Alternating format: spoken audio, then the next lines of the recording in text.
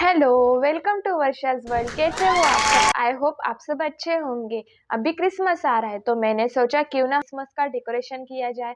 मेरे पास कब से ये मतलब दिवाली में मैंने ये बॉक्स संभाल के रखा था। मुझे पता था कब ना कब तो ये काम में आएगा। तो हम इस पे छोटा-सा मिनी डेकोरेशन करने वाले हैं क्रिसमस का। तो चलो देर ना करते हुए वीडियो को स्टार्ट करते हैं।